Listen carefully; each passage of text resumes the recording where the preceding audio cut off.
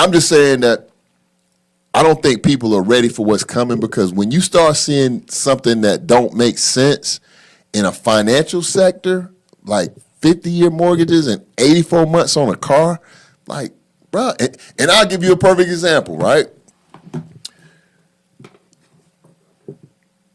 Car notes, right? In our household, a lot of times when we buy cars, we try to pay them off.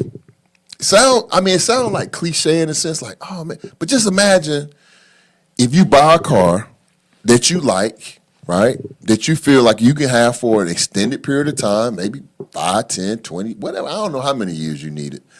But if you could buy that car, pay that car off, all the years that you stay into that car, you making money. How are you making money? Because you're not paying a car note, right? You're not paying a car note. And if you're not paying a car note every month and you still just drive around in this little car, why you need a Bentley to drive around in? Like, bro, you just, you know what I'm saying? You just making your money. So things that don't make you money, you shouldn't be spending a lot in. But if that's your thing, like we were joking about it earlier. If you buy one of these cars and it's gonna take you greater than 60 months to pay it off, it's too much car. It's too much. Why would you buy a car and be like, yeah? Because what you basically are saying is you counting your future money before you even make it.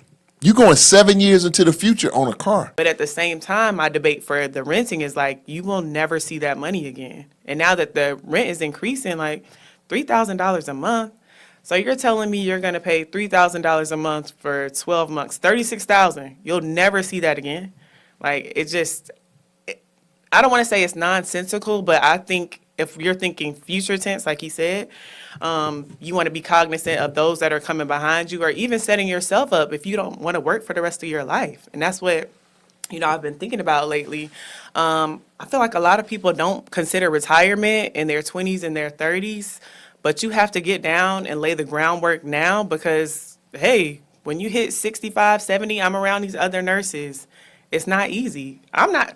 To have to go to work, to get up and say, I have to go. If I don't go to work, I'm going to fall behind. I'm going to lose my house. I'm going to lose my car. It's not a good feeling. So, Correct. you have to lay the groundwork now so you don't have to get up and go to work when it's time for you to actually have leisure time and spend time with your family. So I feel like the argument goes both ways. It's just what you're comfortable with right now. But it's okay to be humble. It's okay to wait. Everything doesn't have to come right now. You can have a game plan, save your money. Like, I always think back to when I got back from Howard. I moved back in with my parents, and I think it might have been like not even 4 months. I was ready to move out and get my first apartment. I always think back like, dang, if I would even stayed a full year, I would have had way more savings anyway than just moving out and trying to be on my own. So, I feel like a lot of times we want to move on certain things, but you have to lean on your faith, listen to God, and also listen to your peers and your family members. And when they say, like, maybe it's best to stay still, sometimes you have to take other people's advice and you'll end up in a better position.